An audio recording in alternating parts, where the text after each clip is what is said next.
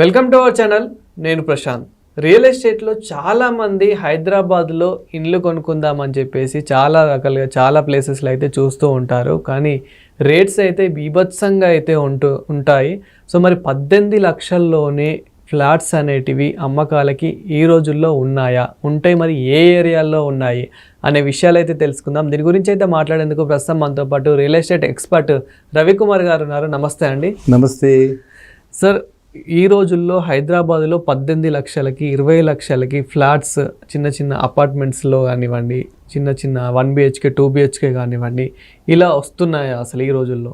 Yes ఎందుకంటే మీరు ఈ రోజుల్లో అని మరీ నొక్కి ఒక్కాడిస్తున్నారు. ఎందుకంటే ఇది చాలా కష్టమైనటువంటి విషయం. చాలా తక్కువ, అంటే అంతో చాలా లిమిటెడ్ క్వాంటిటీ అలాంటి ఫ్లాట్స్ మనకి అవుట్స్కట్స్ దొరుకుతున్నాయి. ఏవైతే పాత గవర్నమెంట్ కేసీఆర్ గవర్నమెంట్లో కట్టారు కొన్ని బిల్డింగ్స్, అవన్నీ కూడా 1 BHK 2 BHKవి. కొన్ని అన్న అవుట్ రేట్లో ఫస్ట్ కమ్ ఫస్ట్ సర్వ్ బేసిస్లో, మిగతా అవన్నీ ఈ విధంగా మీరు చెప్పిన 18 to 20 lakhs మధ్యన ఇలాంటివి వాళ్ళు ప్లాన్ చేసి మన వాళ్ళందరికీ కూడా ఓపెన్ అప్లికేషన్స్ అడిగి, మరి పాతకాలంలో మీకు తెలియకపోయిండొచ్చు, పాతకాలంలో కుక్కటపల్లి హౌసింగ్ బోర్డు కానీ, లేకపోతే మన NGO కాలనీ కానీ, బౌలాలీలో హౌసింగ్ బోర్డు కాలనీలు కానీ, ఈ బాగ్లింగపురిలో హౌసింగ్ బోర్డు కాలనీలు కానీ, ఇవన్నీ కూడా ఆ విధంగా ఆప్షన్స్ జరిగేవి అనమాట. ఆ విధంగా అంటే బిట్స్ కాన్ఫర్ చేసేవాళ్ళు, లాటరీలో వచ్చిన వాళ్ళకి అవి అలాట్ అయ్యేవి. అవన్నీ ఇన్స్టాల్మెంట్లు కట్టుకోవటము, లేకపోతే బ్యాంకులు టైఅప్ చేసి బ్యాంకుకి ఇన్స్టాల్మెంట్లు కట్టుకోవటము, ఇలాగా రకరకాలైనటువంటి స్కీముల్లో ఆ రోజుల్లో హౌసింగ్ బోర్డు చాలా యాక్టివ్గా ఉండేది. అర్థమైందంటే ఇప్పుడు మళ్ళీ ఈ గవర్నమెంట్, ప్రస్తుత గవర్నమెంట్ రేవంత్ రెడ్డి గారి గవర్నమెంట్ వచ్చాక అదే తరహా, ఇప్పుడు మీరు ఏదైతే అన్నారో అదే తరహాలో 18 to 20 lakhsలో 550 SFT. అవును, మరి అలా అని చెప్పి 1000 SFT రాదు. కన్స్ట్రక్షన్ కాస్ట్ చాలా పెరిగిపోయింది కదా.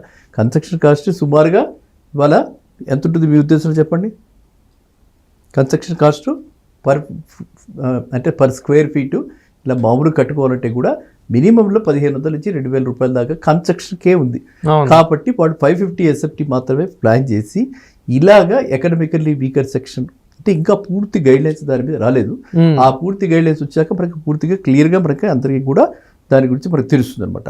ఇప్పుడు ప్రస్తుతం ఏంటంటే వాళ్ళ ఆలోచన ఏంటంటే, ఈ విధంగా 20 lakhs లోపల ఆ 550 SFT ఇల్లు, అంటే అదర్వైజ్ కాల్డ్ 1 BHK, మీరు చెప్పినట్టుగా 1 BHK, లేకపోతే దాన్ని కొంచెం చిన్నగా చేసి 2 BHK 550 to 650 మధ్యన అట్లాంటి ప్లేసెస్లో మనకి ఇటువైపు వెళ్తే మియాపూర్కి యువతలు అక్కడ ఉన్నాయి. అలాగే మన పోచారం దగ్గర, అంటే ఇన్ఫోసిస్ చూసారా, పోచారం అక్కడ కట్కేసర్ రోడ్డు మీద, వరంగల్ హైవే మీద అక్కడ, ఆ విధంగా ఇటువైపు మనకి మేడ్చల్ రోడ్డు మీద, ఈ విధంగా వాళ్ళు టౌన్షిప్స్ ప్లాన్ చేస్తున్నారు. ఇదే కాకుండా చుట్టూ RRR రీజనల్ రింగ్ రోడ్డుకి చుట్టూ కూడా ఇలాంటి హౌసింగ్ బోర్డు టైప్లో కమ్యూనిటీ డెవలప్ చేసి, ఇది సామాన్య మానవుడు అందరికీ అందుబాటులో ఉండేందుకు రేవంత్ రెడ్డి గారి యొక్క అది ఒక వ్యూహం అనమాట, ఒక ప్రణాళిక. ఎందుకంటే ఆయన ఆ కార్డు మీద గెలిచారు కదా. అందరికీ కూడా కామన్ మ్యాన్స్ గవర్నమెంట్ అని, మార్పు రావాలని చెప్పి, అందరికి అందుబాటులో రావాలని చెప్పి చేయటం వల్లే కదా మరి గవర్నమెంట్ మనకు వచ్చింది రేవంత్ రెడ్డి గారిది. సో కాబట్టి ఆయన ఆ విధంగా ఆలోచిస్తున్నారు. సో ఆ విధంగా ఇలాంటి ప్లేసెస్లో మనకి రాబోయే కాలంలో ఇలాంటివి ఏదో ఒక ప్రణాళిక వస్తుందని ఆశించవచ్చు. కానీ అది అందరికీ ఎలిజిబిలిటీ అందరికీ ఉండదు. అంటే పెద్ద పెద్ద వాళ్ళు కూడా దానిలో నిలబడి తీసేసుకుంటారు. మనకి జనాలు ఎలా ఉన్నారు ఇప్పుడు, మామూలుగా పాతకాలంలో కాదు, అయ్యో ఇది మంది కాదు మనం ఎందుకు ముట్టుకోవాలంటే లేదు, కాబట్టి వీళ్ళు కూడా తీసేసుకుంటారు. కానీ ఇది మాత్రం ఒక క్రమ పద్ధతిలో ఒక సీలింగ్ పెట్టి ఇంత ఇన్కమ్ వచ్చిన వాళ్ళకి మాత్రమే.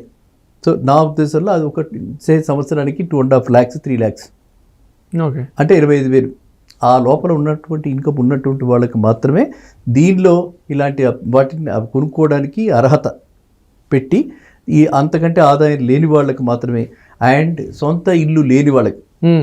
ఆల్రెడీ మీకు ఇల్లు ఉందనుకోండి, ఉందా మీకు? అవును, చెప్పండి. అంటే విలేజ్లో లేదు కదా, కాబట్టి లేకపోయిన వాళ్ళకి మాత్రమే, ఉన్న వాళ్ళకి మళ్ళీ దీనిలో అలాంటి అర్హత లేకుండా లేని వాళ్ళకి మాత్రమే ఇలాంటి ఇల్లు ఇద్దామని చెప్పి ఒక ఆలోచనలో ఉన్నారు గవర్నమెంట్. సో ఇది చాలా మంచి ఆలోచన, అందరూ కూడా హర్షించదగ్గ ఆలోచన. ఇట్లాంటిది మీకు రాబోయేది మాత్రం అవుట్స్కట్స్లో వస్తాయి. ఇటు ఎవరికైతే మనకి వెస్ట్ సైడ్ ఇంట్రెస్ట్ ఉందో వాళ్ళంతా కూడా దే షుడ్ బి ప్రిపేర్డ్. వాళ్ళ కోల్లూరు దగ్గర నుంచి అక్కడ మనకి వెళ్తుంటే కూడా మీకు అవుటర్ రింగ్ రోడ్ నుంచి వెళ్తుంటే బిట్వీన్ కొల్లూరు టు పటాన్చెరు మధ్యలో లెఫ్ట్ సైడ్ రైట్ సైడ్ కూడా ఫ్లాట్స్ ఉన్నాయి. అలాంటి సముదాయాలు మీరు చూసుంటారు.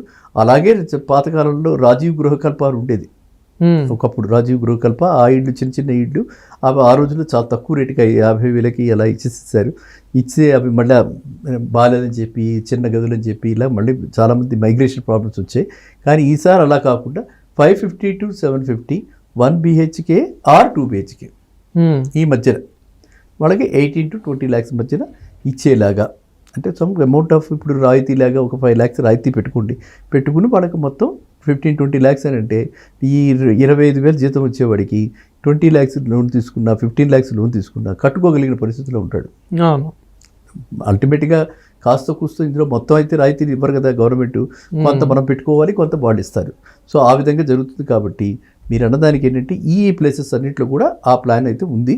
అలాగే విజయవాడ హైవే మీద రామోజీ ఫిలిం సిటీ దాటిన తర్వాత అబ్దుల్లాపూర్ మెట్టి దాటిన తర్వాత చౌటుప్పాలకి ఇవతల అక్కడ కూడా చాలా మటుకు గవర్నమెంట్ ల్యాండ్ ఉంది. అక్కడ కూడా ఇలాంటి ప్లాన్ ఆలోచిస్తున్నారు.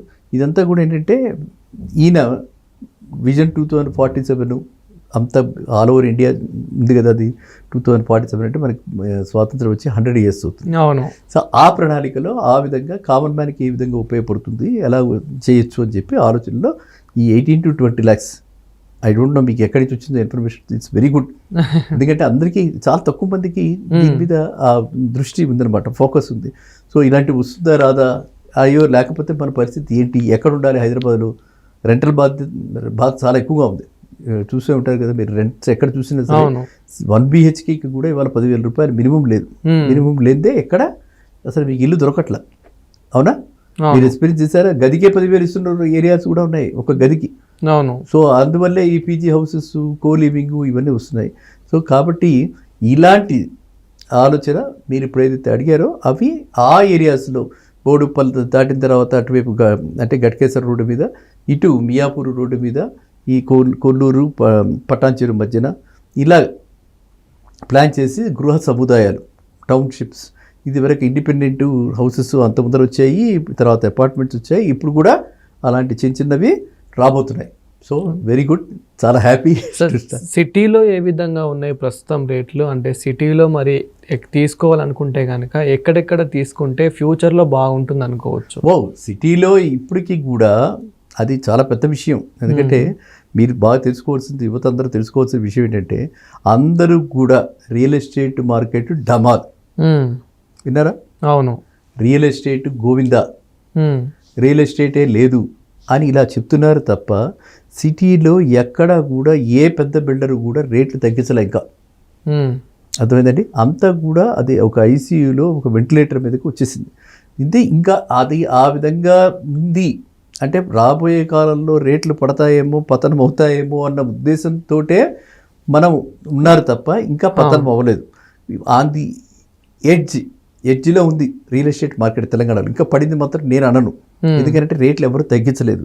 ఇప్పుడు ఏం చేస్తున్నారు, తెలిసిన వాళ్ళకి కొంత మనం లోగుట్టుగా అందరికీ కూడా సీక్రెట్గా ఏదో 2-3 ఫ్లాట్స్ అమ్మటం, రేట్లు మళ్ళీ పెంచుకోవచ్చేమో అని అలా ఆశతోటి అలా పొడిగిస్తూ పోతుంది తెలంగాణలో.